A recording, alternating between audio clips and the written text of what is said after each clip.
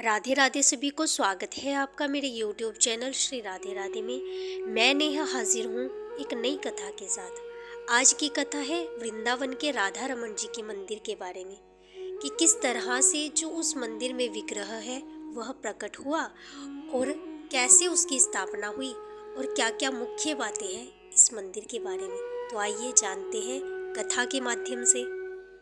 श्री राधा रमन जी का मंदिर श्री गौड़ीय समाज के सबसे प्रसिद्ध मंदिरों में से एक है और श्री राधा रमन जी उन विग्रहों में से है जो कि श्री वृंदावन धाम में अब भी स्थित है। ऐसा कहा जाता है कि अन्य विग्रह तो वृंदावन छोड़कर जयपुर चले गए थे, लेकिन श्री राधा रमन जी कभी भी वृंदावन छोड़कर नहीं गए और 1532 से यहीं पर विराजमान है। मंदिर के दक्षिण में श्री राधा रमन जी का प्राकट्य स्थल और गोपाल भट्ट गोस्वामी जी का समाधि स्थल भी है। कहा जाता है कि गोपाल भट्ट स्वामी जी ने ही राधा रमन के विग्रह को प्रकट किया था। एक बार श्री गोपाल भट्ट स्वामी जी अपनी प्रचार यात्रा के दौरान गंडकी नदी में स्नान कर सूर्य भगवान को अर्घ दे रहे थे। तभी उनके हथेली में शालिग्राम भगवान का एक अद्भुत शिला उनके हाथ में आ गया। जब गोस्वामी जी ने दोबारा अर्घ दिया तो पुनः एक और शिला उनकी हथेली में आ गई। इस प्रकार 12 बार करते हुए 12 शालिग्राम शिला उनके हाथ में आई।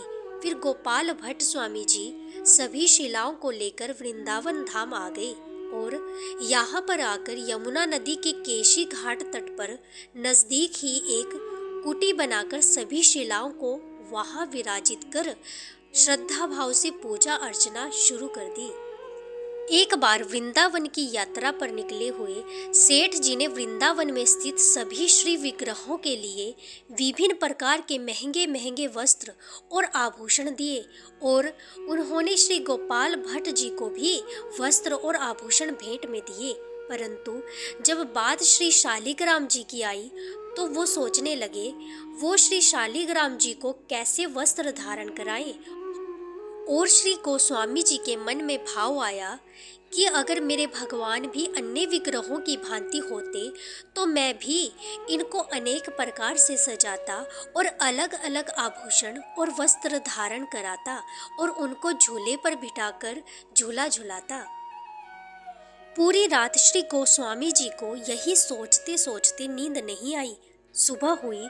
जब थोड़ी नींद सोने के बाद उनकी आंखें खुली तो वो पूरी तरह से आश्चर्यचकित रह गए।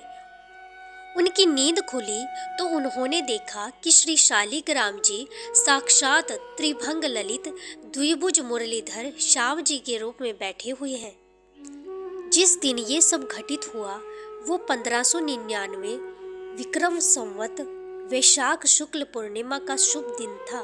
यथा शीघ्र ही गोस्वामी जी उठे।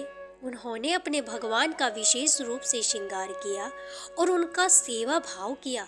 उसके बाद श्री गोस्वामी जी ने सभी बड़े व गुरुजनों को बुलाया और राधा रमन जी का प्राकट्य उत्सव पूरी श्रद्धा भाव से मनाया।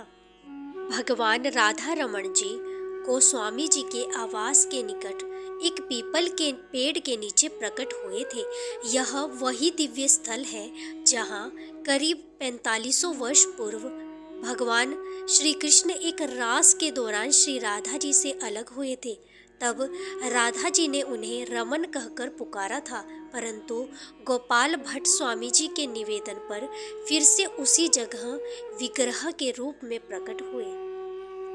तो इस प्रकार गोपाल भट्ट स्वामी जी ने उनका नाम राधा रमन रख दिया और यही श्री राधा रमन जी का विग्रह आज भी श्री राधा रमन मंदिर में श्री गोस्वामी जी के समाज द्वारा व वंश द्वारा सेवित किया जा रहा है। और वैशाख शुक्ल पूर्णिमा को पंचामृत से अभिषेक कर हर साल प्राकट्य उत्सव मनाया जाता है। और गोपाल भट्ट गोस्वामी जी ने जिन अन्य श्री शालिग्राम जी के 11 शिलाओं की सेवा की थी वो सभी भी इसी मंदिर में स्थित हैं। राधा रमन जी का विग्रह तो सिर्फ 12 अंगुल का है, परंतु इनका दर्शन इतना मनमोहक होता है कि जिसको देखकर कोटि कामदेव भी मूर्छित हो जाएंगे। लाल जी को पीछे से देखने पर ऐसा प्रतीत होता है मानो जैसे श्री शालिग्राम जी हैं, और ऐसा प्रतीत होता है जैसे फूलों से भी ज्यादा नाजुक कमल चरणों वाले और वेणु वादन की मुद्रा में हमेशा अपने होठों पर मंद मंद मुस्कान लिए श्री राधा रमण जी सभी भक्तों के हृदय में रमण कर रहे हैं। राधा रमण जी के बारे में एक दिलचस्प कहानी ये भी है कि अन्य विग्रह की तरह राधा रमण जी बांसुरी नहीं पकड़ते। इसका कारण गोस्वामी जी समाज द्वारा यह बताया गया है कि यह विग्रह बहुत छोटा और हल्का है और ना ही किसी सतह पर टिका है, अतः अगर उनको ऊंचाई पर बैठाएं तो वो गिर भी सकते हैं। इसलिए भोग लगाते समय हर बार हाथ से बांसुरी को निकालना पड़ता है, जिसके कारण उनके हाथ में खरोंच आ सकती है। इसलिए उन्हें भाव में बंशी बजाते हुए देखते हैं और इसलिए वंशी को हमेशा उनके नज़दीक विराजित करते हैं ताकि वंशी हमेशा उनके साथ रहे। राधा रमण जी के बारे में खास बात ये है कि इनका विग्रह 3 विग्रहों का मिला हुआ रूप है। इनका मुखारविंद गोविंद देव के समान है और वक्षस्थल गोपीनाथ के समान है और इनके चरण कमल मदन मोहन जी के समान है। ये भी कह सकते हैं कि इनके दर्शन मात्र से तीनों विग्रहों का दर्शन हो जाता है। इस मंदिर से जुड़ी एक बहुत रहस्य वाली बात यह है कि ऐसा माना जाता है कि मंदिर के रसोई घर में 500 वर्षों से भी अधिक पहले से लगातार आग जल रही है और ये वही आग है जो मंदिर के निर्माण के समय जलाया गया था। मंदिर में लगने वाले भोग को इसी आग में पकाया जाता है, फिर ठाकुर जी को भोग लगती है। बोलो राधा रमण लाल की जय।